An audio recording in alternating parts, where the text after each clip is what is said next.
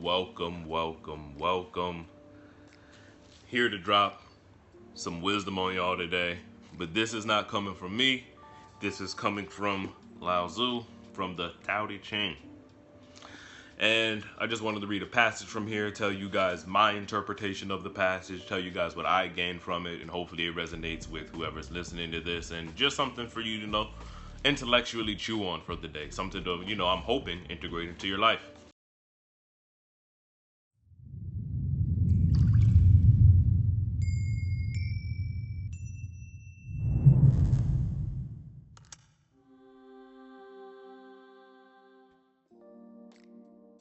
And so the passage I'm reading here, chapter 9, which is recognizing sufficiency.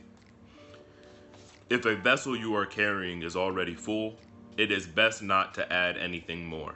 If you keep trying to edge of a blade, you will blunt it. Halls of gold and jade are impossible to safeguard. Pride in wealth and honor brings its own downfall. To retire gracefully, once your task is done, that is the way of the Tao. And so I would say rewind that just a few seconds to go ahead and make sure that you heard and received everything properly. Make sure that you kind of maybe even pause the video at this point to think, what do I think about that passage? How did I interpret that? What did that mean to me? And so let's get into my breakdown of it. It's actually kind of self-explanatory, and it's in the title, frankly. If a vessel is recognizing sufficiency. If a vessel you are carrying is already full, it is best not to add anything more. This just means when your plate's already full, when you've got a lot going on, when you're already essentially moving and grooving and you're handling what you gotta handle, it's probably best not to keep adding things to your plate. Go ahead and realize, okay, what I'm doing right here is sufficient. Let me stick with this and kind of stick with the consistency of this. Too many people are always trying to do too many different things as opposed to really honing in on two things, one thing, and actually becoming proficient at that. And that will take consistency. It's not something that's going to take 1 or 2 days, maybe 1 or 2 weeks, and you've got it down. It's going to take a little while. If you keep trying the edge of a blade, you will blunt it. Means try something different. You don't got to keep on, ramming your head into a wall thinking that you're going to get a different result. If anything, that's quite literally insanity. Halls full of gold and jade are impossible to safeguard. Pride in wealth and honor brings its own downfall.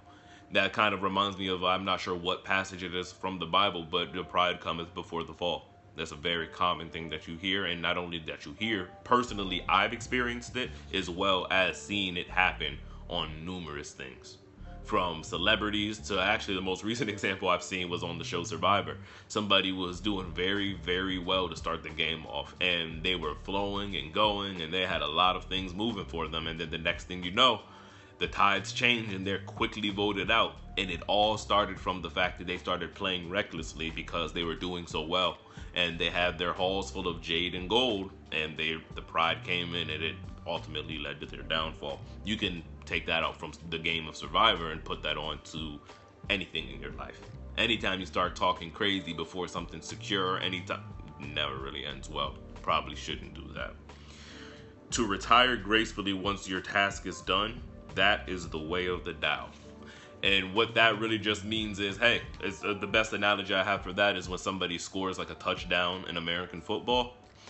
Sometimes they go ahead and they do like a whole dance and all that stuff. What they're saying there, hey, you did what you needed to do. You successfully completed the mission. You went ahead and achieved your goal. Go ahead, gracefully lay down whatever arms you needed to get there. Go ahead, hand the ball to the ref, if you will, in reference to the American football, and go ahead get out of there. Go ahead, get back on defense. Go ahead on to the next thing. You've completed it. No need to keep on dancing and dilly-dallying about it. You already won. No need to rub it in, especially because the next time something does happen, or when the next scenario comes up, the shoe may be on the other foot and you may not like how that goes. So always remaining humble in those respects. You did what was needed to be done. You go ahead and you move on to the next. Hopefully this helps somebody out. Hopefully this resonates with you as well, because I know for me, that's been something super huge in my life. I am the biggest recipient of karma when I start talking crazy. That's just, maybe it works for some people like Michael Jordan or maybe some others, and that's maybe more so who they are, which is why it works. But for me, that's never really been who I am as far as like character goes. And so anytime I get out of my character and start talking crazy and start talking ridiculous before anything has even happened, before the work's been put in, before the thing has been achieved, it almost always like jinxes me. And I wonder if it's like a mental thing or like a spiritual, like, you know, God thing, like humbling of experience. But nonetheless, I know I'm the biggest recipient of that. So I always just, hey, keep my mouth shut until I go ahead and make sure that it happens. And then once it happens, you know, hey, you can bask in the glory a little bit, but you don't want to do that over the top, as the book was just expressing there. Or at least that's how I received it. Let me know what you guys think. Let me know what you guys hear from that. And honestly, you probably, no, not even probably, I don't even want you to come back until you've gone and internalized and taken some steps to get you closer to the life that you want, because that's what we're doing here. Thank you for tuning in. Like, comment, subscribe, and hey, carry on.